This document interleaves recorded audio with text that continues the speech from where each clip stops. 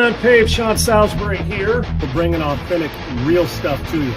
Hardcore opinion. Sean Salisbury, a great NFL analyst, a former NFL quarterback.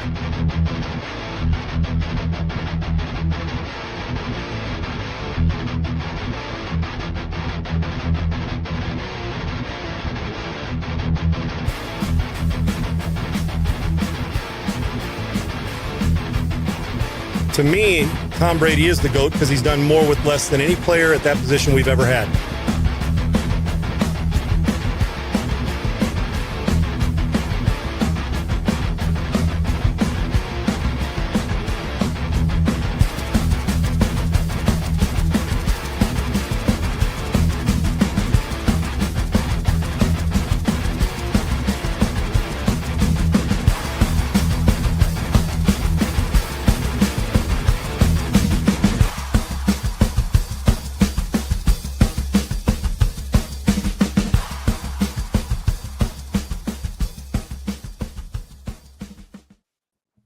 What's up, everybody? It's Friday in this great country of ours.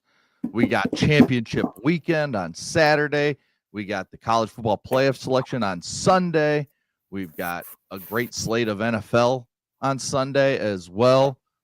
And then there's a lot of good college basketball. So we've got a ton to talk about. We had a high-scoring game last night and Thursday night football with some bad football, saw another key injury to the Detroit Lions, and it looks like Penn State may have found their coach. We'll get into all that, but before we do that, Sean, let's jump right into Augusta Precious Metals and tell me about I think that's a wise idea, Sags. Yeah. Let's get these people getting their precious metals and gold right. It's great to be with you today. I'm back to travel, and again, sorry that had to push it back an hour, guys. But you know what? When travel, the other people, like I said, they mail Fridays in. We don't bitch out on people. Okay, we just don't do that. We supply. We're here. Content. You damn rights we are. All right, and I'm telling you, see, when I do this, it makes it feel like I'm giving you a code, right, Segs, when I touch my ear. But I'm really, hey, yeah, okay, got it. I'm not Secret Service. I'm actually raising the volume in the game. Hey, Augusta Precious Metals. Listen, I don't know what you're doing with your retirement, but we've got about $38 trillion in debt, and it's going to go up in 2026. That's not one person's fault. Who's it affect? It affects me. It affects Segs. It affects you. It affects the billionaires. It affects the millionaires. Everybody's retirement's relative, right? But it still matters. Now, if I told you something over here is got more value than something down here, gold, dollar, you know what I'm talking about. Now, listen. There's a link in my description, and you can text Sean, S-E-A-N, to 35052. There's a guide in there. It's a short, free guide called the $40 trillion Threat Report. I want you to check it out. You go in there, just take a couple minutes to go over it, and basically just explains what's going on and gives you options. It's not some long-time study thing where you got to go and memorize. We're not taking no SAT test. But I'm telling you this, when it comes to your retirement, listen, in football and sports, you saw the game last night. You see it all the time. Clutch shots. The clock's rolling, man. The clock in football's rolling. You run out of clock at 60 minutes. If you're not tied, guess what? You get to stepping. We're playing next week. And then eventually you ain't playing anymore. When it comes to your retirement, and who doesn't want peace of mind and confidence in retirement? Augusta Precious Metals has a great solution and great education. That's the key here.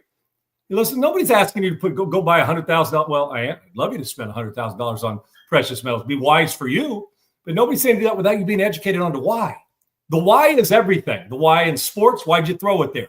Why'd you miss a tackle? Why were you out of position? Why were you in position? The why in gold, precious metals, retirement. Why'd you do this when you were 20? Why'd you do this when you were 60? All those things. Augusta Precious Metals provides the education for you.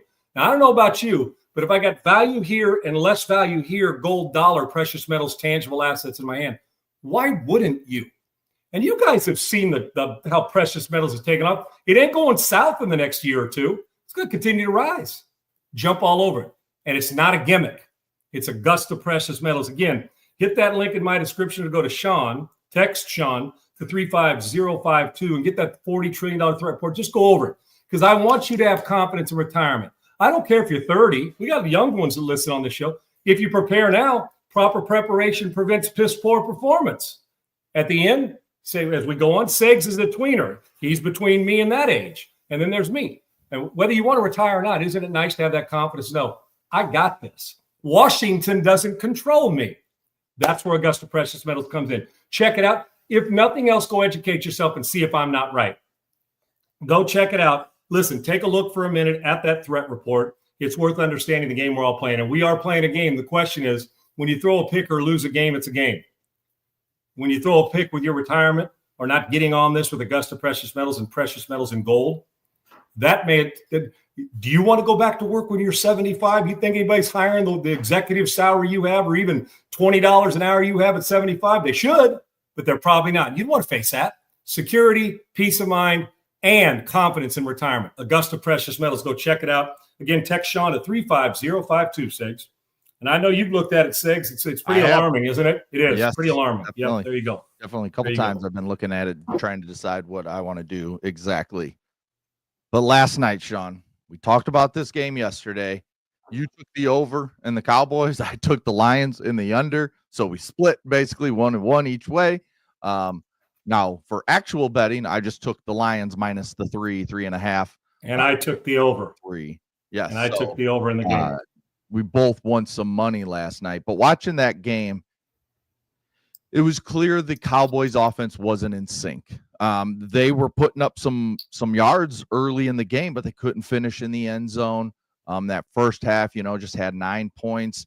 CeeDee Lamb was going off, but then he sustains that injury, the head injury early into the third quarter where, in the end zone. The fingers and hands are scary. And the fingers, yes, and they do anytime the nerves. Yeah. Yes. The neurological part of it. It's very, very scary. And then we sat here yesterday and I praised George Pickens. I talked about how good he's been. He's doubled up what DK Metcalf has done in Pittsburgh and how the Steelers look dumb for trading a second for DK and only getting a third for Pickens and all this stuff. And then he goes out there and plays like the exact guy we've seen in Pittsburgh since he was drafted and why the Steelers wanted to move on from him. And he cost them the game last night. So I just want to get your immediate reaction on George Pickens' effort in this game last night as the Lions win 44-30. And I took your double down and raised you as well. When we talked about it, I said, the one thing about it is, is the headache bigger than the talent? And in Dallas, the talent's been bigger than the headache. And everybody's talking about big pay raise and all that and keep them and maybe the best receiving duo in the league, right? All that talk. And then I'll be damned if he doesn't go out there and play like a lazy, casual, disinterested turd. And that was what you were concerned about when you went and got him or when Pittsburgh had him.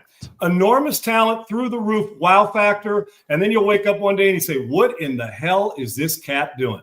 Well, it reflected on the Cowboys. We also said the Detroit's running game. How many touchdowns did he have last night? 3. There you go. So Montgomery they took over. Won. Right. Better. The run game had 4 scores between those two guys, Segs. That's the best duo in the running backfield there is in the league. So you start to look at all this, Segs. It hit. The only thing, kind of we said, that there's a chance that they could score a lot of points the way these offenses are. The urgency that needed to be played with. And the Cowboys, while they started off, their urgency wasn't hitting the ground running as much as you'd want. Then they jumped back into it, started to creep back in, and then Detroit kept, continued to separate themselves, and obviously to the tune of 74 points between the two. But I don't know if Pickens' head was somewhere else, if he was late for that. It looked like a guy that you understood why Pittsburgh moved on from him, right?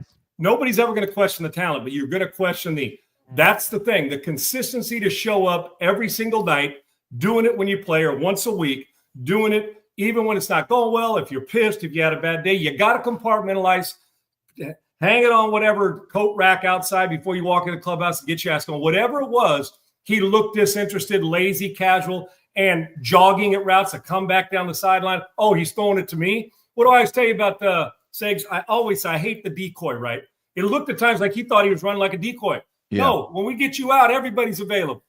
And I thought the Cowboys are not going to make the playoffs now. You do know this.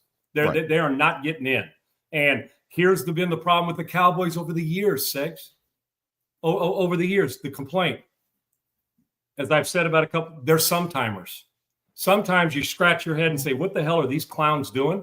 And then sometimes you say, that's a Super Bowl caliber class team. Because we said yesterday, if they got in, we're able to go on this roll, and they did get in, it would have mean they had a great December and they were dangerous in January. And here you go out and do this, and they kind of flounder around, and Detroit looked again like the Lions and the Ben Johnson Lions were supposed to. Dan Campbell's attack went after it. They established their run. They handed the ball in the red zone, got the end zone. Goff played well. And here we are now, Detroit hanging in there in a very, very tough, big-time winning division, and the Dallas Cowboys. And with the Philadelphia Eagles team in their division, who, while the record's nice, they're not playing their best football. Sigs. This was a chance to go. And the team last night looked like George Pickens played at times, and that was bothersome to me. After all the praise, it goes to show you, Sigs, you know, I know you can't change the spots on a leopard sometimes, but sometimes they get bigger and smaller, right? I thought George's had shrunk down. It did. Yes. And I'm not going to judge him by one game, but I felt like I was watching an enormously talented Pittsburgh Steeler George Pickens last night. Yeah, and you know, and it wasn't only Pickens that didn't play. No, well. he just was the shining part of it. Yes, that's the only thing. It was with him. Their defense wasn't any good either. Effort, yes, it was more about the effort put forward by Pickens, but Dak. And I don't teach effort, Sigs. I've always said it, and we don't teach effort. If I got to teach effort to a pro, let alone a seventh grader, then we got no shot. What were you saying about Dak, Sigs? Dak missed multiple throws, including some touchdowns. He had Pickens in that second quarter, that last drive that they were trying to go down, make it, get it close, and Dak threw it 6 yards out of bounds when Pickens had his corner beat and stacked and everything, just set up for a perfect touchdown. And Dak didn't come close. And then when he is close late in the game, Pickens lets the ball drop basically 6 inches from his foot instead of just turning and catching. He just let it drop. I mean, it was just a bad night for the Cowboys. Sigs, you know what else is crazy? Here you do. You load up on Pickens, and I validate you. I load up on Prescott. You validate me last night. Yeah. And both those guys go out and say, well, you know what? Let's not play tonight. Let's just not show. I'm saying, well, I think Dak's underappreciated. It always puts up numbers, doesn't complain, does his thing. And both of those guys left a lot on the table last night, Sigs. And the Cowboys defense just isn't good enough to overcome a good offense, Sigs. You can't put your defense – giving them the ball, but also put them in a bind where you're not matching because they're just not good enough. Hey, you do that to Denver. Denver may hang in there, right? Because of their defense things. We can name a handful of teams that'll do that. But the Cowboys just aren't good at, first of all, when you can hang 44 on them and then your offense doesn't show up. And that, quite frankly, Sigs, is a little bit of an overrated 30. Because they didn't look like a 30-point team last night. Yeah. And if you're Detroit, you're kind of looking at saying, we curb stomped them, but man alive, our defense, we can't give up 30 points to a team that didn't show up last night. But Detroit did. They had 14 points, got the over, took care of their business, and you and I made some money. But, man, I guess the moral of this story is don't load up on Prescott and George Pickens on the love we gave them last night. Yes, for sure. We mentioned the CeeDee Lamb injury. With him, with the way that he's gonna miss a game or more, has to. You just hope that everything is good with him. And now with them, I mean, essentially out of the playoffs because they're 2 games behind Detroit. Yeah, they're not mathematically eliminating Sigs, but for all intents and purposes, they got to have a semi-football miracle. They're out of the playoffs. Detroit, who got a big win last night for their playoff hopes, still sitting on the outside, that 8th spot. But they also lost Brian Branch for the season with an Achilles, which is their, all-pro safety, very good player that kind of leads that defensive backfield, which is really banged up itself in general. This is a big, big loss for the Lions defense that couldn't afford to lose another guy. No question. And while they're good, they're also they can't afford to lose good players. They just can't on that side of the ball. We know their offense can score. And now done for the year, but Sigs also, and all this year matters. That's going to creep into next fall. Yep. The Achilles, and for a guy who's shredded his knee twice and seen buddies who've shredded their Achilles, we talk about injuries you don't want to have. I'm just telling you. Now, he may work a miracle and he's a hell of a football player and a tough guy, man. But you'd rather have a knee injury than an Achilles now. You just would. Oh, yeah. That's the way it's gone. It's probably been like that forever, but This isn't one you can, rehab and get it strong, break the Cybex machine and the orthotron that you're doing, and bam, I'll see you in July. Nah. And we are in December 6th. That's usually 10 to 12 months, sometimes longer. If you're let's say it's a great rehab. Yeah. Takes them to October. So they're more than likely, unless there's some new medicine I don't know about, Segs, Achilles injuries. And then there's always that tread lightly early on because you're afraid that quick burst step. You're like, it happened once. I don't want to see it happen again, right? And God forbid for him, but it's a bummer. I think we saw last night, Segs, right now that neither team, while talent on both sides and the Cowboys were playing good football, and we saw how Detroit's been up and down, neither team right now is Super Bowl ready. They're just not. While Detroit's a good team, that injury to Brian Branch is a problem, and they're going to have to shore that up. There's parts of both teams, especially the Lions, that do have Super Bowl. They have Super Bowl players, and they got some Super Bowl parts of it. But the sum with the injuries, that's a devastating loss to them and to Brian himself. It's a bummer.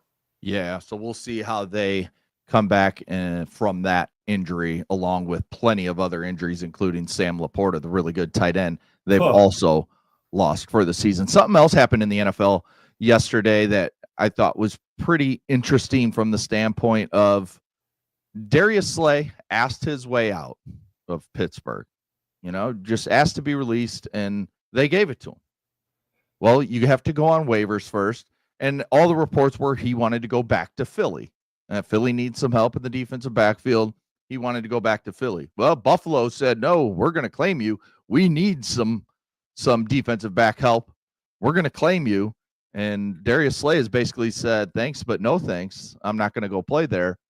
And this makes you question, how much does a guy really want it? Does he just want it his way and that's it? And if that's the case, I don't want to tell a guy what to do, but just retire. If you're going to try and push your way out of one organization in the Steelers, which you just did, and now you don't want to go to Buffalo, who's in the playoffs. It's not like this is, Arizona who grabbed you, who's not going to be in the playoffs, not playing for anything really. Okay, I understand that. This is a team that's in the playoffs, and yet you're saying, nah, I'm good. Like, I'm just not going to play. Segs, I don't know where he is mentally. Right. It feels like not in the, football mentally I'm talking about. The other stuff I don't know anything about. I don't know where he is right now. Player empowerment's real. If the Steelers are letting you walk your way out of there and put you on waivers, they don't hold you in the highest regard because they're not very good defensively. They're just okay. That's one. Two is he didn't want to go where who picked him up, and now he may want to go somewhere else, but as he also hinted that he may just walk away and retire too, right, Six? Yeah. Slay's kind of said that. I mean, has he hinted that he may not play? Yeah, you could tell it's coming down to the end here. Right. Here's what I think. If I'm another team and a guy begs out of one and they let him out and doesn't want to go to the other one, and maybe somebody else he wants to, like you said, Philly wants to go there, do you really want to pick him up? Is he all in? I don't think in NFL to be a good player over a long, and he's had some great money. He's been a good player. Yeah, right. But this league is too tough to be kind to end to collect a paycheck. Now, like I said, if he gets his wish and they do it, but if you're the team that does eventually, if he finds his way to a team he wants to go to, are you sure he's all in? What difference is he going to make right now? So for me, it's shit or get off the pot. And if he's going through other, stuff that he doesn't know if he wants to play, if you don't know if you want to play or do know if you want to play, and you take a little bit of time off, you're not all in. That's all I can tell you. When the season, then the fall's going. Now, I understand in February or March you're struggling, your body's beat up in the off season, but during the season and you're in this playoff run wherever you are, and even in Pittsburgh, listen, the Cincinnati Bengals got a chance to win the friggin' division. So, which is crazy. And this weekend's game with Burrow, it's like, if they find their way, dude, I will trip out. But that being said, so you're in a run. You're a good playoff team. But I got to know if he's all in, because I have no interest in picking up a guy who's kind of in just because of his past, and he's a good player in the past. Last year before, 3 years ago, don't mean a hill of beans to me right now, because I know this league's way too hard if you're not all in physically, mentally, and emotionally. And it feels to me like he's not. And Pittsburgh it felt to me like it was too easy to let him go, correct? Right. What's that tell you, Segs? I mean, does that tell you that maybe we're how many years has he been in the league now, Segs? Where are we at right now? I'd have to with Slay. I can't remember. Is he double digits plus now? I want to say he's just shy. I thought 9 years. I was thinking 9, but has he hit double digits yet? Regardless, he said he's been a good player, but it's too yeah, tough. he is in double digit years. Okay. 2013 was his rookie year. So he's 12 years. This 12 year 12. So it wasn't I wanted. That's why I asked double digits. But I said something's telling me 9. So he's at 12 years. He's at the end anyway at his position. Segs. It's just we don't usually have 15-year DBs unless you've moved to safety and you're there at safety and you're playing on special teams and being one of those guys, right? Segs filling in a little bit. I don't count on Darius Slay to help your team very much between now and then. Let's just put it there, no matter where he goes. I'll just put it that way. Right. Much respect for his career, but Segs also, maybe you wake up one day and you say, you know what?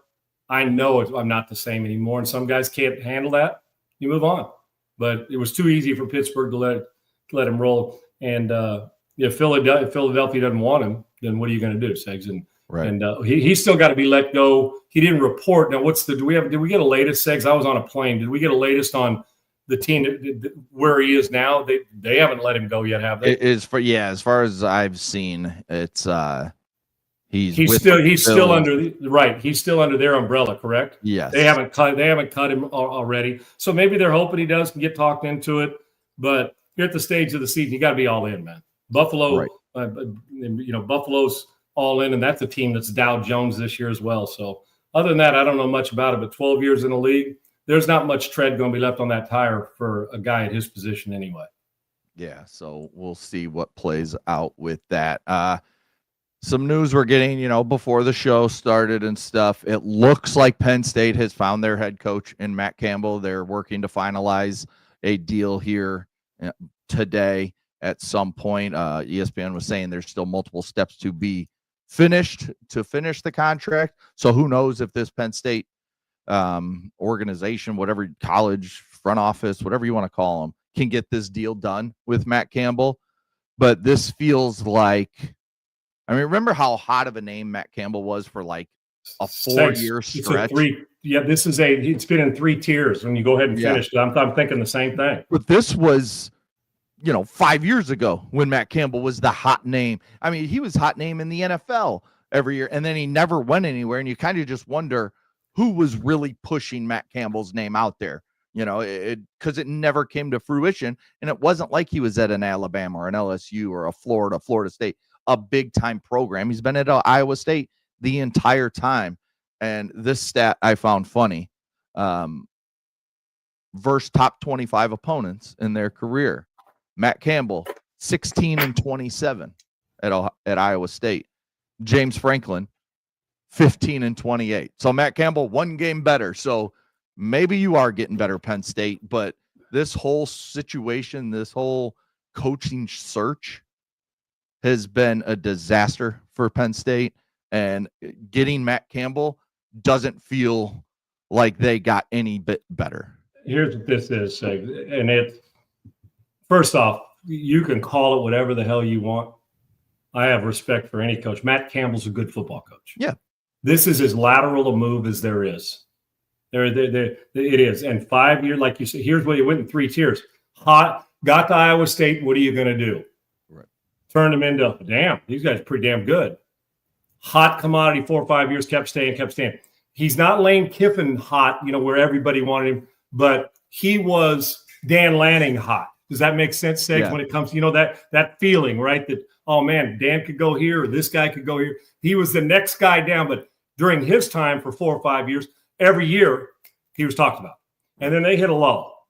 And everybody, the star, the shine wasn't there. It was a little duller. And then it started to come back. You got him winning again. The last couple of years, right, Segs? Got some wins where it's like started to look pretty good. And it gets down to this. First of all, Penn State fans, I'm sorry you got to deal with this, but I can tell you right now, you talk about a botched. There has not been a program this acclaimed, this historic, this much in need. Think about this. They were a national championship contender when we started this season. Yeah. People thought that they could win the last couple of years. It's Penn State, so we're always going to talk about it. But they were considered to be quarterback. Going to be a first-round draft pick, an Aller. And they got players. This is Penn State. And then you watch them play and they sucked and they moved on. This is simply, we're on about guy number 15. I'm not saying Matt Campbell's not better than 8 other guys there, but it got down to it. This isn't we were in hot pursuit of Matt Campbell. This is what's the best name left that may want to move at a school that that it's time. Right. We talked about Mike Tomlin in the NFL. Matt Campbell's been there a while. It's time for Matt Campbell to get a new gig, even though I know he could stay there forever. Like Colin Klein going back to his alma mater at Kansas State as coordinator. He'll do great there. But 12 years from now, 10 years from now, guess what? Colin Klein may be the head coach at LSU. Who the hell knows? Right. So these things run their course. And Matt's a good coach. But Penn State, this is, you know what, you want to know how much fanfare is going to be about this? They're living on hope now, the fans are. Mm. They went out, oh, what about this guy? How about this guy? Well, that guy's re-signed with this team, and this guy's going here, and we're not going to get this guy, and we can't afford that guy, and man, we botched it, and I don't know, and players are leaving. We're a horrible recruiting class. And Matt's going to get paid, and it is an upgrade. Iowa State's a hell of a program, but guess what? They're not. They're not a blue blood Penn State. So maybe he goes there and does it, but you did not do anything. You're not at the top of the roller coaster. You're still on the climb like you were with James Franklin. And neither one of them, unfortunately, programs different, more expectations over the years at Penn State. Neither one of them have been able to elevate against big teams at the right time. And Matt Campbell, he'll bring a different energy and a new one in, and he's a good coach, but this isn't anything. Segs, they're not going to be waiting at the airport for him to arrive when he signs the contract. They're not going to be standing outside the facility and their offices saying, we just got the best guy available. Think how long this has gone. Think how much recruiting's been affected. Doesn't it feel like, okay, who's got a big name but isn't the biggest name and kind of fell down? We didn't get this guy. And let's go. Oh, well, 5 years ago, he was the hottest name in football. You know, he that never left. Well, right. Here he is, and he's at Penn State. So I may have been moved by this 5 years ago. For Penn State, I'm not moved by it. Although I think Penn State needed to make a decision, and Matt Campbell's a good coach. We're going to find out how good Matt Campbell is in the Big Ten at that school where expectations are through the roof, and the guy before him, good coach, now at Virginia Tech, but couldn't meet the expectations. And they're not exactly giving him a full cupboard when it comes to recruiting right now, Seg. Sorry to tell you. And that's the difference. Normally when you go to a school like Penn State or that same level of school, you have a pretty full cupboard. You have some really good recruits in there. You got some kids that you can really work with. And you got people that from the portal want to go in there, Segs. Yes. Like, I want to go play Penn State. Right. But this was botched so bad that their recruiting class isn't even ranked anymore because it goes to like 150 or 160 and stops. And then the other teams basically don't have enough recruits to get enough points to be ranked. Penn State is not ranked. And I don't think people realize how bad that is for a program to even just have 1 year. It's not as bad as it would have been 10 years ago. Now with the transfer portal, that can help you get going really quick. But, man, they really screwed this up, and they're not making it easy on Matt Campbell if and when he is named the next head coach. He's bringing the old knife to gunfight. He's bringing a pump squirt gun that you give your 8-year-old. Yeah. With what he's got at the place. He's bringing a pump squirt gun to a gunfight. And the Big Ten's a fist fight gunfight. He is bringing a Nerf ball. Does that make sense? He's not going to hurt anybody right now. Now, can he elevate him, pull it out of him? Fine. And Matt, one thing, Segs, I will tell you, Matt is used to coaching non-5-star players. Yeah. And Penn State, which it's Penn State. You're going to get guys, legacy players, and you're going to get it because Penn State. But right now, there's probably a couple 3-stars or guys, I only use that because to judge what kind of talent, that are like, nah, I'm still before Matt even got there, that no, I'm not going there. They're just a guy, meaning the university. It's just, it's Penn State. Tell me when we talk Penn State, do you even, dude, they're just, it's like boredom. They don't even move the needle right now. Right. You know, when you go to the fair, say, take that big sledgehammer, try to hit that thing, and then it goes up and hits the bell. Dude, it's like when he pulls it back, not Matt Campbell, but the Penn State, the fans, where's he? Pulls it back and it falls over his shoulder because he can't lift it. And the sledgehammer or mallet, whatever you're calling it, that's where they're at right now. Dude, we're talking about Penn State. I'll be honest with you. Iowa State's probably a better team right now. Yeah. So, but, Matt gets paid, and it's a great challenge. So, but he is used to working with a not – now you say that and he has a couple wide receivers that are playing with the team. I mean, he's a really good player developer, but he is going in shorthanded. It's 5-on-4, it's power play, and he's the team that's shorthanded, Segs, going into the Big Ten next year right now. He just is. Yeah, it'll be interesting to follow his first year if and when he signs with Penn State. Another coaching move. Billy Napier headed back to the Sun Belt Conference. He will be named the head coach at James Madison. Good move for James Madison. I think if you're Billy Napier, it's not a great look to start in the Sun Belt with Louisiana. Go to get the job at Florida, struggle mightily basically the entire time you're there, and now have to go back to the Sun Belt. Tough for him, but at least he's still got a head job. I think he can do a good job at JMU, which has turned into a power G5 program. And remember, they just made the jump to the Division I level just a few years ago. Yeah. Right. So, yeah. I mean, it's grown quickly there. And I think he's a guy that can go in there and continue to build off what others have built before him. James Madison's not going to lose. James Madison did a great job with this. Yes. And now Billy can take the experiences at a big program like Florida, the disappointments, and get over them quickly, pout about it and apply them and take them to a damn good program. James Madison's a hell of a program, as you mentioned.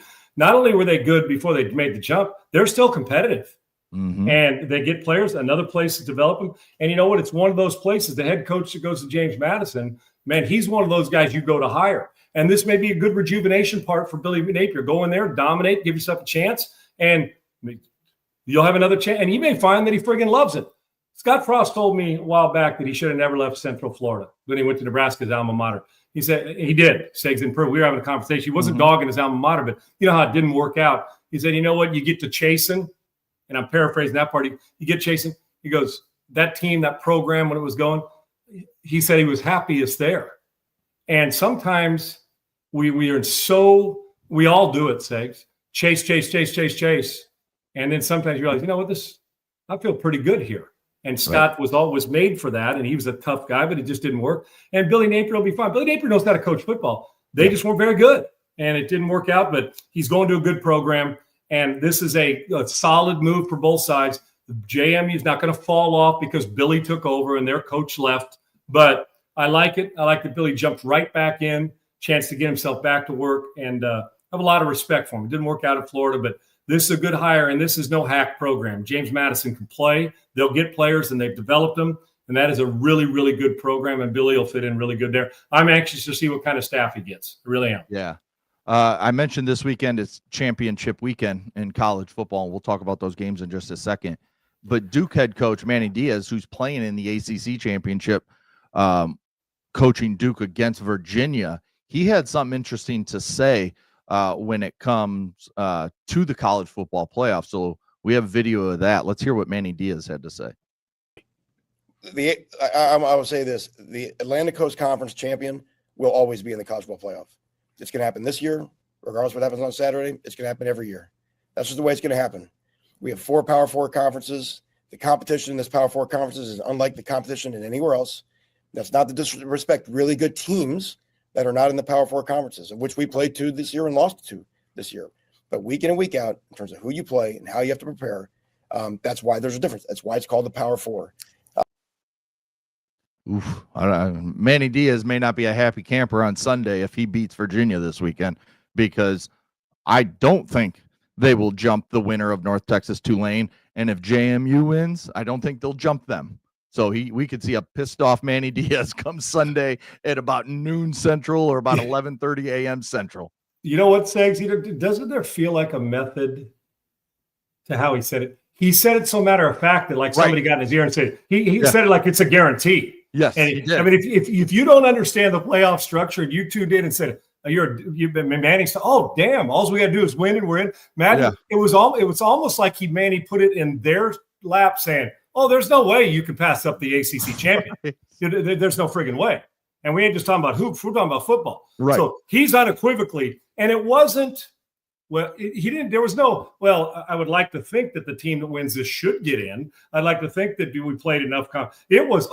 the ACC is getting in. That's why it's called the Power Four. We lost to a couple really good schools, and they always get in, and we're getting the winner of this get in regardless who goes. I mean, if you didn't know anything about it, you're thinking, damn, we're going to stare at Duke in, and I'm with you. Love Manny, and I love the fact that he did it.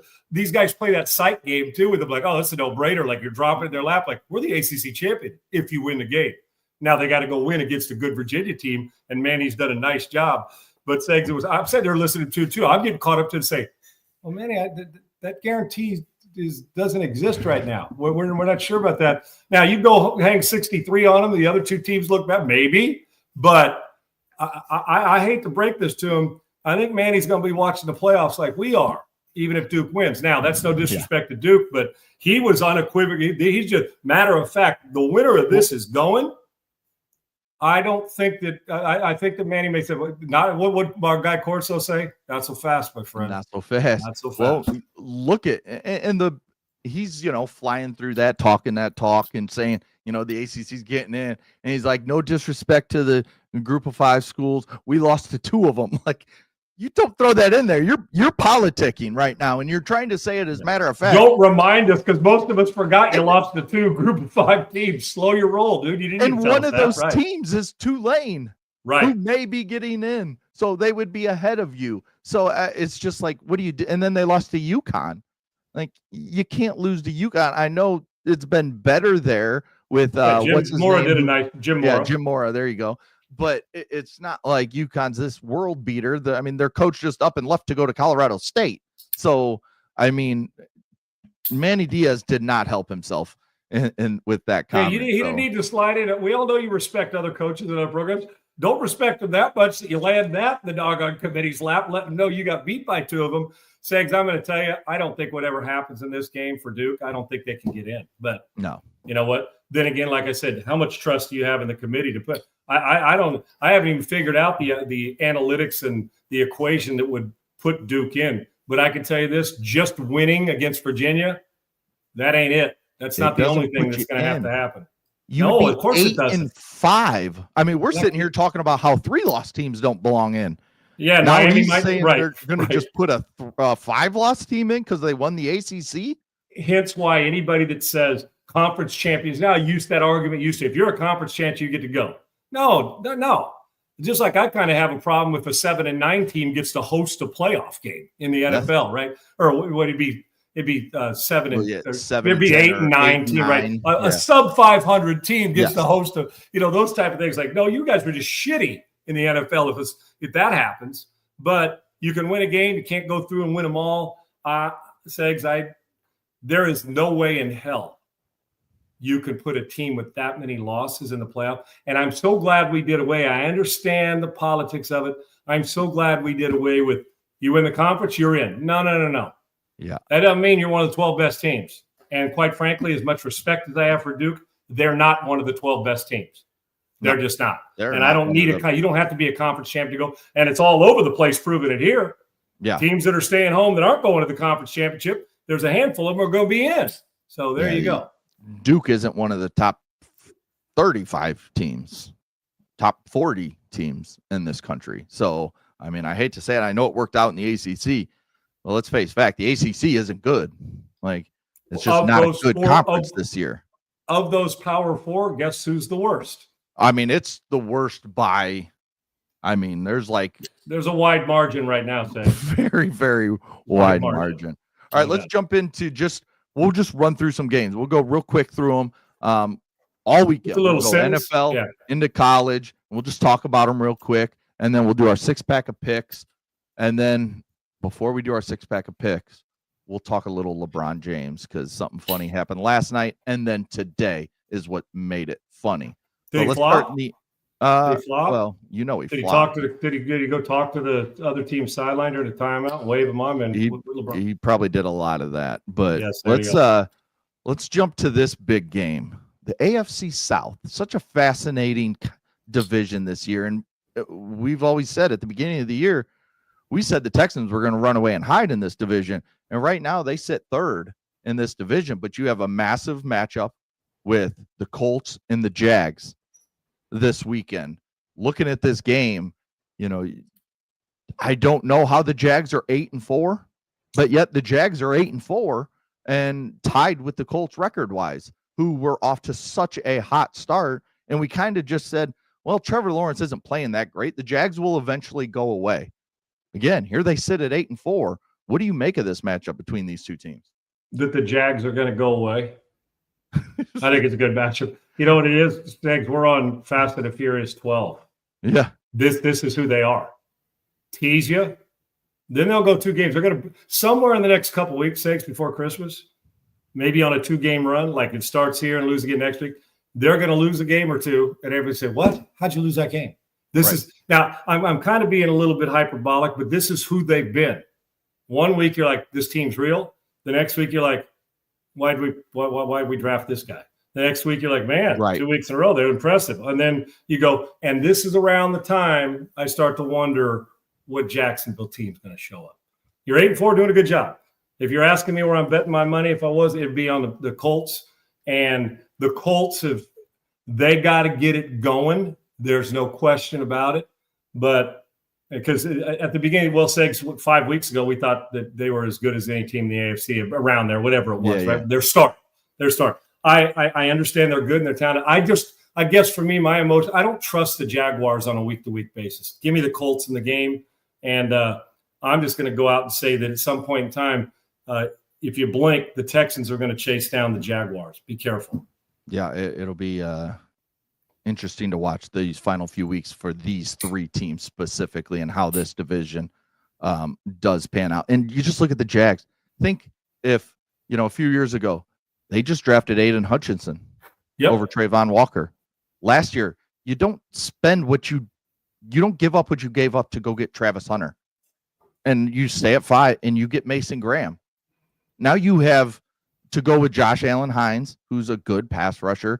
You have a very good defensive line that you can build off of for a long time. When they went out and got Hunter, they were 3 or 4 players away from being 3 or 4 players away, and they needed all those. Now Hunter will end up being a good player, but he's done. What's how healthy is he right now, Segs?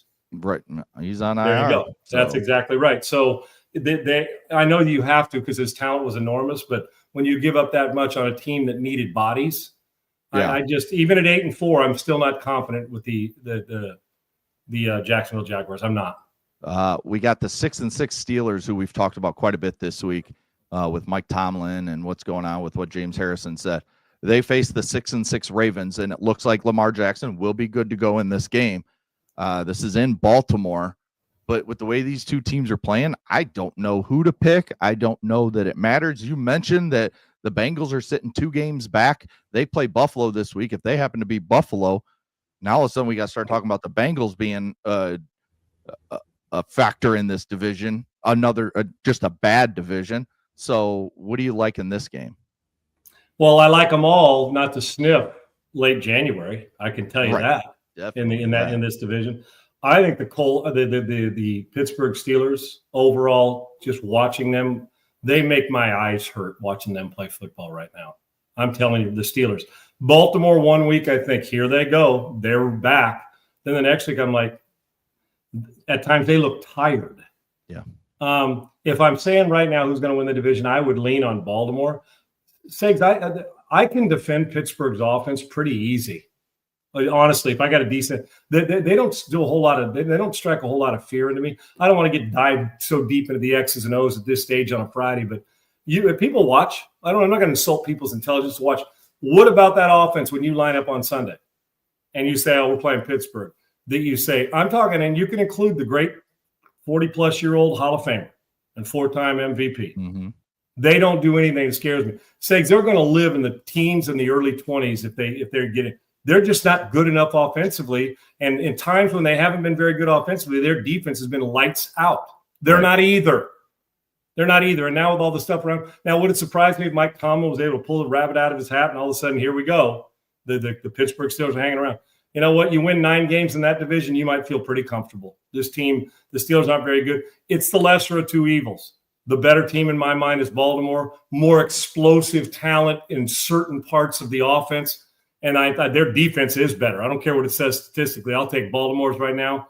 Baltimore Ravens should win this game. I don't trust the Steelers offense one single bit. I think they were average and they're boring. Yes, it'll be a bad game to watch. It's not going to be Normally, a fun watch. And Segs, normally when we talk about Steelers, we say, yeah, they may not thrill you with all kinds of excitement, but they're physical and wear you out, right? They knock you in the mouth. They don't even do that. No. They don't even do that. So I would laugh my ass off if Burrow went on a run, which would be like him late in the season. This is who they are always. They start slow, someone heads on, somebody gets hurt. But if he's playing, they'll go on a 3 or 4 or 5 game run. And if they do that, I'm going to tell you this. What do we got left, 6, 5 or 6 games? 5? 6. 5, I think. 5, right? We're in week 13. Yes, 5. 13. 5 games. And they've got 5 counting this week. They got 4 wins right now, 6 or 5 wins? 4 wins, right? The Bengals 4 and 8. Yeah. If they run the table, they'll win the division. All right, Joe Burrow, step up now. Run the table, they're going to win the division. Now's your time. Does anything tell you Baltimore, Pittsburgh are capable of running the table offensively or defensively? Yeah, agreed. No. Maybe the best game of the weekend. The Bears travel to Lambeau to face the Packers. That's the 9-3 Bears, the 8-3-1 Packers fighting for that division. Winner will be in good position. Now, they do play each other again in Chicago in 2 weeks, so that can come right back. But this is a big game for both teams. I friggin' love this matchup. And it's outdoor. It's just everything about it, Segs. I love it. It's my former division, which I love. Mm-hmm. I love that where it's being played. I hope it snows. I love that it's going to be down and dirty, kicking ass. You've got phenomenal. The Micah Parsons and an outstanding Packers defense can get after you. You got a playmaking football that's getting better all the time. I don't care what anybody says about the inconsistency of time. Caleb Williams is getting better and playing really, really game-winning football. Come down to special teams, flip field, or kicks, Eggs. I think this is going to be a hell of a game. I do. I think it's going to be an old black and blue division fight. I think so. And it's – I know we say this at times. It's not going to be one play, but it will be like one series of 3 or 4 plays. Somebody's going to lay one on the ground. You're going to force a fumble. This isn't – they're not going up and down the field for 40 to 37. That didn't happen in this game, although capable. I just like – and I kind of want to see how the Bears – and Packers too, but the Packers team, I want to see how the Bears – it's been a minute since they've been in a position like this, Segs. I want to see how they handle this. I didn't say adversity. I've watched them handle adversity this year where they haven't played good in some games and found a way to win. Yeah. I want to see how they handle December football, which this is a bit foreign to them, that roster. Yeah. Because they just don't know what it looks like to kind of see this and the urgency and how important this game actually is, not only in just the game, but in playing in your own building come January. Right. So I friggin' love this game. 2 good quarterbacks that are they've got star power, receivers that can go over the middle and make a play and run after the catch. I honestly think, Segs, there's going to be one drive where somebody's going to, make that 1 error, that 2 errors, but it's 3rd and 6, and you a penalty, and then 3rd and 11, strip sack fumble, and they get the short field goal kick. I think this is a grinded out old school, even with those quarterbacks. It won't be pretty a lot of times. Yeah. But that's the way the Bears have lived this year. But there will be plays in this game made by the stars that leave your jaw. Caleb's going to make them. Jordan's going to make them. And so is Micah Parsons and a few others. It's going to be a fun watch. I just want to see how the Bears deal with December pressure.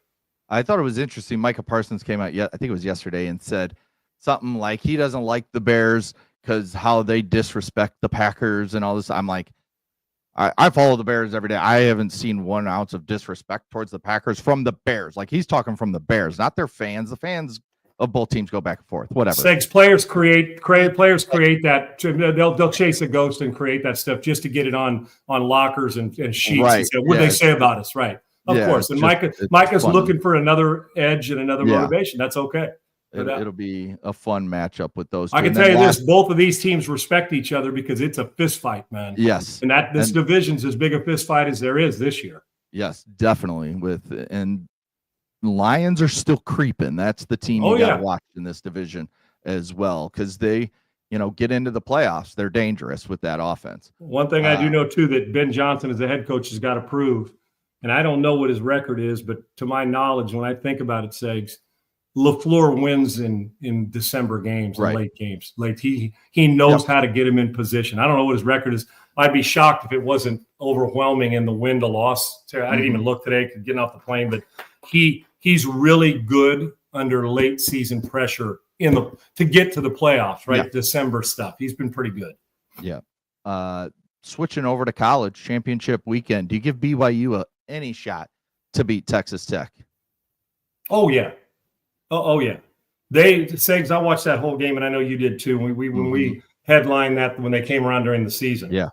And it was tough. They went in there, and the problem with BYU, they were getting their ass kicked early, Segs. They got physically manhandled, which is not who BYU's been. They usually can step up and deliver. They got punched, staggered, and standing 8 count from the first quarter on, and it was impressive. And I know we can go through it. If you're a player, Segs, I never thought of this when I was playing. Well, they beat us once, so we're the favorite because I'm not even talking about the points, but it's tough to beat us twice. Well, you know that. You don't think about it during the game. Well, they got the advantage because, Texas Tech isn't going into the same. Well, we beat them once, so it's really tough to beat them, so we got to do something spectacular. No, if I'm Texas Tech, I come out and punch them in the mouth again like they did. I would think there's going to be energy. No one's, head coach is staying at BYU. McGuire's done a great job. They're really doing I love the physicality. When's the last time? And when Texas Tech has gotten better about it, but at no time, Segs, in your 15, 20 years, have we looked at Texas Tech until the last couple of years, and in particular this year, have we looked at a Texas Tech football team and said, man, that's a physical team. It was a Big 12, spread it out, throw it. You score 40, they scored 44. That was it. Even when Mahomes' time, they've changed it's like Texas A&M. They have shifted that mentality and paradigm to, we are going to physically punch you right in the friggin' mouth. That was never them. If you did it to them, they'd throw for 480 and you'd beat them. This team's different. But I'm going to tell you right now, the quarterback, BYU's quarterback, did not play very well. They were in his grill. BYU will have something for him. I give him a chance. I favor Texas Tech in the game, Segs. But I'm going to tell you right now, I would expect a much better effort. And if you come out of this, nobody should be like, oh, my gosh, BYU beat Texas Tech. BYU's been hovering around the top 10 most of the season. They're a good football team. So, and I'm excited to see physicality. Now, what's odd about this, Segs, what'll make the difference in this one? Somebody making a finesse play. Right. Play action fake on 3rd and 1, and you throw a touchdown. But the BYU offense has got to counter the toughness of Texas Tech's defense and show up, because that was the biggest problem in game 1. The SEC championship game, Georgia, Bama. Bama beats them early. They get them again. Nick Saban gone. Caleb DeBoer, year 2, right back in the SEC championship game. Running back Jam Miller, long shot to play in this game for Alabama. I think that hurts them, because I know they don't have a huge running game, but he's their guy when they do have a running game. Ty Simpson and company, can they get another win over Georgia this year? Yeah, Segs, normally I'd say, with Georgia, Georgia wants to make them one-dimensional. The problem is if you make them one-dimensional and that's Simpson throwing the football, he's pretty friggin' good. Yeah. And I'm going to tell you something right now. That's a tough son of a bitch. He is a tough, hard-nosed, and he's accurate with the football. Yeah. The problem is here, and I'm not even going to, will Alabama beat them, so Georgia's got a bone to pick. I get it, and I know Alabama and how good they are. Georgia's just a better team right now, Segs. They just are. Now, here's the issue for me. Now, Kirby's great at not letting them. There's been a handful of times the Tennessee game, say we've seen it. There was some lull in the season where Georgia was skating by and they weren't dominating people, but they started to turn that corner. They look like the Georgia Bulldogs. And Kirby's really good at. I don't know if there's a guy in America that makes sure that the humble pie is delivered. That guy's as good as, you know what I'm saying? He ain't going to let them get too full and start putting rings on their finger just yet. But Segs, it creeps in. I'm just telling you, it does. I don't care what anybody says. It may not for Georgia, but I'm saying there is a tendency to know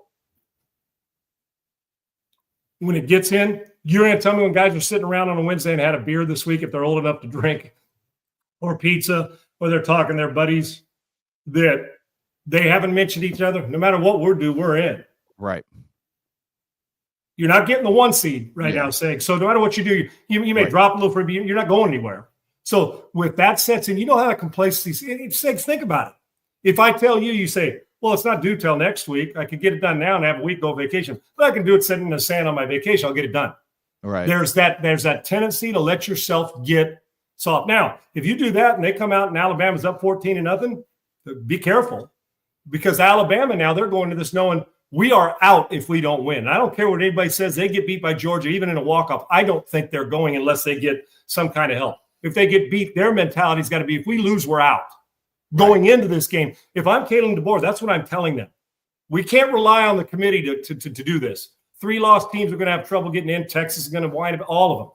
If you're Alabama, you're using all that to your advantage. Say, I'm telling you, if we lose, we're out. Then the rest of the bonus. Do not let the committee have a hand in this. You got to go take care of your business. So in that way, if Alabama comes out and saves and they're not intense and they're not playing with passion and intensity, it's Alabama, Georgia. Of course, that brings down you. But the double part of it is Georgia can get down by 2 scores in the 4th and say, you know what? A quarterback's getting hit. Let's run it. We're going home. I'll see you in the playoff. Alabama can't. So say whatever you want. And Georgia's a championship caliber team and has been. Kirby's been great. The sense of urgency there of all these teams, Segs, and there's going to be a sense of urgency. Is there any team that's got a bigger sense of urgency or should than the Alabama Crimson Tide in this? This agreed. So and if you get in with a loss somehow, okay, but don't rely on BYU. You know, Texas Tech beat them, and don't rely on whatever the committee's going to say. Take care of your business. You got nothing to worry about. Georgia doesn't have to worry about that. 1 versus 2, Ohio State versus Indiana. Nobody's talking about the damn thing either. Nobody's talking about it. It's in Indianapolis. It's the game that nobody seems to really care about because it is 1 and 2. There's a good chance that both these teams already have secured buys, when we look at this. So I guess who do you favor? Or you know what? No, I don't even care who you favor. I want to ask you. We know who we favor, Segs. It's Ohio State. Okay. Right. But when you're playing this game, do you go out and show everything that you have? Or are you kind of holding back a little bit and maybe playing, I don't want to say safer, but just closer to the vest and not showing all your weapons, all your plays, all this, and you're just kind of making teams that you're going to see in the playoff think a little bit? As we sit right now, when would both these teams play again? When does the playoff start, Segs? 2 weeks? Gosh. Yeah, something like that. Not after the week after. Is it like the week after the Army-Navy game? Yes. Like in the mid-December, right? I'm pretty sure. And that's what if you have a bye week, when are you playing? 19th and 20th is the first. There you go. There you go. So here's why, Segs, you're not worried about that right now. Between now and then, it's a full damn training camp. Yeah. After Saturday. So I don't think you're worried. Now, you automatically know, because you don't even know who you're playing, Segs. You know what I'm saying? You don't even know who's going to come to you in the playoff. So you're empty in the bucket because you know why, Segs? You don't want to chance anything if Indiana beats you up and all of a sudden Georgia wins big and you're like, damn, we want this. So if you're Ohio State, you're treating it as if it is a playoff game. Yeah. So even though you're in, and when you say, well, what's the difference in Georgia and Alabama? Well, both of these teams are in. Alabama's not, and in this matchup. So there's a sense of, and who doesn't want to go into the playoff with a 1 in front of their name, right, Segs? So I don't think you have to worry about. Do I think on the force scouting and the stuff they're doing, the advanced scouting and stuff, they're measuring, okay, if we play this team, are they saving stuff or got stuff in the coffers that they can pull out of their library? Yes. But in this game, you treat it like it because there's enough time in between to game plan and do something different, practice time, that after this game, now if they're playing next week, Segs, you're damn right. I'm not empty in the bucket on this one. We're going to give you our best stuff, but there's some things we'll have for somebody next week. But since there's such a distance, people forget, things change. You don't know who it is. I would think that you're pretty safe seeing that Ohio State, as far as their game plan, get after it. And I don't expect much to change from their game plan. I can tell you this about Indiana. They're not getting beat as bad as they did in last year's playoff. Yeah. This quarterback's too good. He'll at least keep you in it. Yes. Yes. And Cignetti has learned. No question. Since then. And let's make our final prediction right now for this situation that we've talked about ad nauseum over the last couple of weeks. When it's all said and done, when we get there Sunday morning, at about 11:30 Central Time, and we have the bracket sitting in front of us, the 12 teams, will the Miami Hurricanes be in it?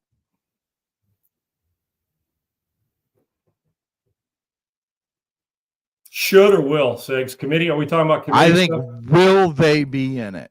No. We've answered should. Will they be in it? No. Okay. Oh, well, you know what I'd rather you ask me? Will Miami or Notre Dame be in it, right? Right. Okay. You think they will? I think they will be no matter what. Oh, okay, that's what. See, that was my next question. Are they going to have to rely on anybody? Or they're getting in. You're relying on the fact that the committee already knows that Miami's going to move up this thing. Okay, I can't say no matter what. If BYU and Alabama win, Notre Dame and Miami are out. No doubt, and that's a guarantee. Guaranteed. Yes. Yeah, I agree. So, I mean, I think if one of those two teams wins, they're in. Miami goes in over Notre Dame. Is my final prediction. That's it. That's even they will switch it. Yeah, and they should, Segs. And they should. They absolutely 100%. Should. So in that case, but I can agree with you and do it. I'm gonna put it this way. I'll take the other way. I think that BYU. What if I say BYU wins and Alabama beats Georgia, and both are gone? So I'll take Notre Dame. Miami are out. But right. Oh. I think they deserve to be in, Segs. I don't I hate the fact that they have to deal with this, but you know what? It's the committee, the rest of it. You're probably right. But so you think that Notre Dame's still they're going to get left behind, that this was always going to happen. Yes, not if the two teams win, BYU and Alabama, but just if those and the matchup with those two, that's going to trump what happened and what Mario said about his team and the the group of 5 losses, wins that Notre Dame had, yet they were playing against bad defenses, all that is going to work its way out. Yes, if they're spacing it out. And you don't think Alabama and BYU are both winning anyway, so that would give Miami. Yeah, if that's the case, I'd love to agree with you, Segs. I'm not sitting on the fence. I just have a hard time trusting that they're going to do this because I know the Notre Dame power. Does that make sense? Yeah. I hope you're right. It's going to be fascinating. Yeah, it is. It's going to be fascinating how they decide these 6 teams. All right, before Miami's going to be watching a lot of football this weekend. Oh, yeah. With an eye to it. Yeah. Or they're going to watch none and just be pissed off all weekend thinking they're out, and then maybe they get an early Christmas present from the kids. And, Manny already said that the winner of the ACC championship is Manny. He's going Duke's in. Yeah. Jeez. And then real quick before we get our 6-pack of picks. LeBron's 10-point streak, 10 points in a game streak has ended last night. We talked about it the night before. He stayed in late into the 4th quarter of a blowout just to get the 10 points, and then he subbed himself out right away. 1,297 games in the regular season. So that's a caveat because, remember, J.J. Barea did hold him down in those finals in 2011. Dude, when J.J. Barea and LeBron James get together, throw out all the records. But, Sean, here's the funny thing. Here's the funny thing about this. The streak ends. Bad game 2 nights ago. Had the 10 points, ton of turnovers. Has had the problems with the Suns game, the bench, and all that shit. Now he comes out, plays terrible again, only scores 8 points. LeBron now out for the foreseeable future with a left foot joint arthritis and his right sciatica acting up, which is what was bothering him early in the season, why he had only played the 6 games or whatever so far. So is this the built-in excuse that the streak ends because he was hurt? Yeah. Or whatever it is. It's just we're seeing the end of LeBron right now in the NBA. And now there's whispers around LA that this is the final season, which I still don't buy. I think who retires first, LeBron or Aaron Rodgers? Aaron Rodgers. I think this is it for Aaron Rodgers. I think LeBron's coming back another is one. Too arrogant. You can go ahead and say it. Too narcissistic. He wants the fucking goodbye tour in every city, and everywhere he goes, he wants the presence. That's LeBron. Dude, I'll be more shocked if he does retire than if he doesn't. Why? For the very reason to give him like when they gave Abdul the rocking chair on the thing that everywhere he goes he gets a gift, right? Yeah, we recognize standing ovation. I understand why he'd want to do that, but put it this way: the consistent dominant LeBron James, even as physical as his body is, and the all-in stuff, those days are done right now, brother. Yeah, they're done. They're done. Yeah, Because it's done. now these kind of injuries, the sciatica, that's the these when if you're not all in, those things linger, sakes. They do. You know what I'm saying? So I'm with you. I think he'll go on the old concert tour. Hey, this is my last.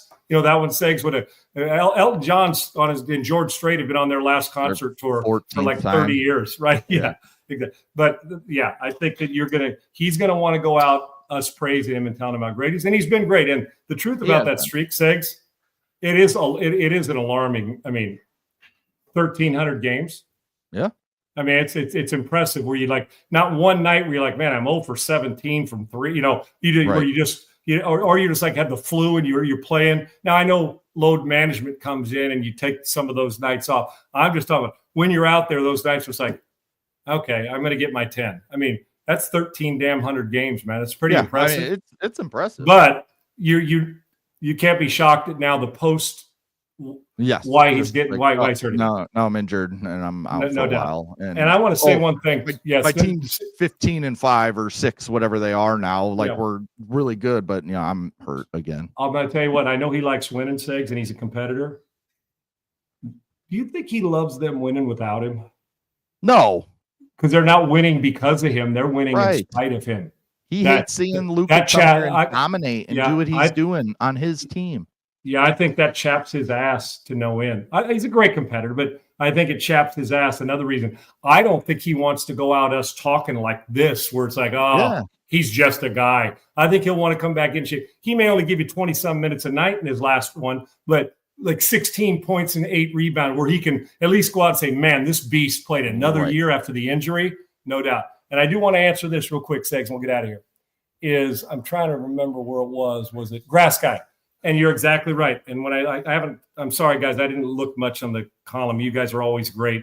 Segs and I were so into this today, but Indiana hasn't seen a great defense yet. But I can also tell you this, Ohio State probably hasn't seen a thrower like they're going to see this weekend. So you're exactly right. Got to keep him. If you keep him upright, Mendoza's going to deliver the ball. He'll make some throws. But you're exactly right. And Ohio State's damn good. But they're also in their locker room saying, we haven't seen it. We haven't faced a guy who's going to possibly be the first pick of the draft like this year.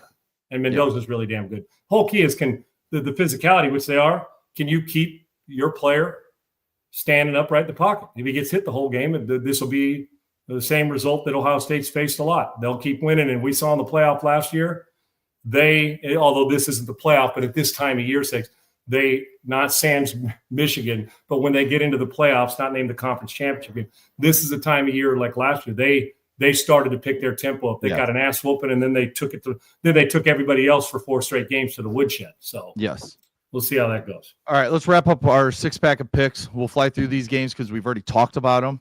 Colts at Jags. Colts a 1.5-point favorite on the road with a 46.5 over under. I'm taking the Colts. I'm taking the points. I'm taking the Colts. There you said they're 1.5-point favorite or dog, Segs? Favorite, right? Colts are the favorite on the road. Right. Yeah, I like the Colts by a field goal or so on the road. I take the Colts. Colts stay in first place. Bears at Packers. Packers 6.5-point favorite, 44.5. Who'd you have in that game, by the way, Segs? I'm just going just because of the continued close games. I'm taking the Bears. I don't know if they win in the first one. Who did you take? Oh, in the first one, Colts. Yes, Colts as well. Yeah. Okay, and then now go ahead. Bears, Packers. Bears, Packers, 6.5-point favorite, 44.5 over under. As I said, I have the Bears. Just so many close games that I think that trend continues, and we'll see who wins the game in the end, though. Really, in truth, at this stage, the way the Bears have played and done it, both 6.5 seems like a lot of points, right? Yeah. It makes me a little concerned. But I think the Packers probably win the game at home, but I think the Bears are going to be close. I like this game. It's my favorite game of the weekend. Give me the Bears. All right. Texans at Chiefs. Chiefs 3.5-point favorite. Chiefs are going to win it by a touchdown. As good as the Texans defense is, Chris Jones, they've put themselves on call. I mean, they put themselves out there. Chris Jones talking about the urgency. Put it this way. Well, Chiefs season rides on this, and quite frankly, so does the Texans, but that's a hard place to go play. You will also know where the Kansas City Chiefs enthusiasm is in this weekend. You're going to find out if they're already thinking, you know what, I'll see you in 2027 or 2026. So, but I love the Texans defense, but I just think in games like this, Andy will outcoach D'Amico Ryans. Give me the Kansas City Chiefs. Yeah, I'm with you on that. I think this is a big game for both teams, but I think Kansas City comes out ahead at home at Arrowhead. Yep. BYU, Texas Tech, Big 12 championship. Texas Tech, 12.5-point favorite. I told you I like Tech, but I'm going to have some fun with this. BYU on the money line. Oh, outright win. Okay. BYU to money piss everybody. line. And I won't bet it for 1 second, Siggs. I'm not going No. to put my money where my mouth is because I think Texas Tech probably will win. But a lot to play for BYU. I don't see them getting beat up like they did the game. Texas Tech's a better team, but I think there'll be some incentive for BYU. BYU will get closer. I'm just having some fun. And I got a bunch of buddies who went to school there. Just give me BYU, as I do at Texas Tech, but give me BYU on the money line for fun. They win this and disrupt a couple of those blue bloods to get in. I'm going to take the Red Raiders. I think they I don't want to say they're going to just like destroy them, but it might be a late touchdown, that they score to cover the number, go up 2 scores. That's a monster number. Yeah, it is a monster number. Georgia at Bama. Georgia, 2.5-point favorite. Georgia's winning the game. Yeah. And I'd lay the points. That's what I have written down as well, Georgia. I just think Kirby Smart ain't allowing 2 times in a year to Alabama. If it's Nick Saban or not, it don't matter. Put it this way: if it does, you don't want to practice. You don't want to practice next week. No, even if they don't, you probably don't want to be around the facility if that happens. Yeah, and then the Big Ten championship: Ohio State, Indiana. Ohio State, a 4.5-point favorite. I'd take the Buckeyes. Yeah, in the game. I do too. I think Indiana will hang around. They're just better. Yeah, they're just better. Yeah, I think Indiana will hang around, maybe even for 3.5 quarters, and then Ohio State gets that late touchdown that they're already up 3 or 6, let's say, and then boom, they go up 13, and then maybe Indiana gets a late score, but not enough time to come back and like a 12 play drive where they wear out Indiana and running the football. Yeah, I'm with you. Yeah, I really like Ohio. I really like Stan. I think he's a good player, Seggs. I do. Yeah, I do too. It's a really good quarterback matchup in the game. Yes, it really is. All right, well, that'll do it for this week. Enjoy your championship weekend. Miami. North Texas tonight, right, Seggs? North Texas game North tonight. Texas and Tulane's tonight, so that'll be fun. 2 teams that head coaches are leaving that are going to bigger programs and have done a hell of a job. Playing for a spot in the playoffs potentially, depending on what happens in front of them. So we'll have to just kind of wait and see how that all plays out. Especially when did you think, Seggs, that you were going to be tuned in and fired up about North Texas and Tulane? Not that they're not good programs, but in the past, I mean, this is a hell of a football game and a well-coached game. Can't wait to see it. 2 teams, 2 fun teams. It's not like it's some, like Army Navy's fun for the atmosphere and everything, but once you get into the game, it's the wing tee and all these old school offenses. You're waiting for one big play action throw for a touchdown. That's right. These are 2 fun teams that we get to watch tonight, North Texas and Tulane. So enjoy your weekend of a lot of football. There's some good basketball. We got MSU, Michigan State, Duke on Saturdays, and along with a lot of other good college games. So, and good luck to Miami. Yep. And Willie should be in the playoff. Willie, you say Miami will be in the college football playoffs 2025. I'm with you. They damn well should be. I just have a little trust issue with the committee and Blue Bloods, that team that has the initials N and D in their name. But I am with you. Miami's earned the right to be a top 12 team. I got a buddy who is an offensive lineman on that 01 team, the Hurricane team with all those legends. And he's just been active on Twitter Facebook, just like, all the reasons why Miami should be in. And is he in your area, Siggs? Is he a buddy from your hometown guy? Yeah, my boys play baseball with his boys and stuff. Oh, there you go. Oh, that's got to be good banter during the week. He's ready. Yeah. So love it. A lot of fun. But all right, guys. Thanks to Bailey, Triple E, Laura, as always. Thanks to all of our listeners and followers. Go like and subscribe to the YouTube channel at UNPAVED Sean Salisbury. Get the thanks to Augusta Precious Metals. It was such a great sponsor for us. Go check that out. And Seggs, appreciate you guys and our great listeners and viewers. And you guys entertain us the whole time. Love your insight. And thank you for being patient for the late start with the weather. And I'm going to go smoke a cigar and a little bit of bourbon and get my weekend started, my man. It's like 8 degrees outside, so I can't go outside and smoke a cigar. So don't be a pussy.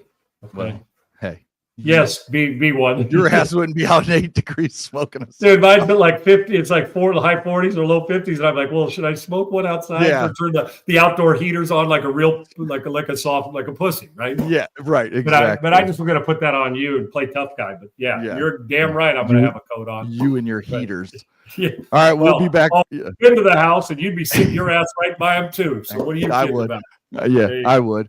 We'll Great be back stuff, brother. Monday, 1 p.m. Eastern, noon Central. Coach JB will join us as he always does. And we didn't have him this week because of just the time change that we had on Monday. Yep. So he'll be raring to go. I can't wait to turn him loose and just say, "Have at it, brother. Let him." Yeah, rip." he'll have plenty of opinions on plenty of topics. You can check JB's show out. He has that. The JB show's the morning drive, and you'll always get great. If you want a wake up call and you like Red Bull, you don't even need it. JB, he'll get you, man, which I love. So, and you have no idea where that show's going to go half the time. That's the great thing about it. When it's on the rails, it's the concern. Off the rails is what we love. There you go. Yes, for sure. All right, we will talk to you guys on Monday. Peace. UNPAVED, Sean Salisbury here. We're bringing authentic, real stuff to you. Hardcore opinion. Sean Salisbury, a great NFL analyst, a former NFL quarterback.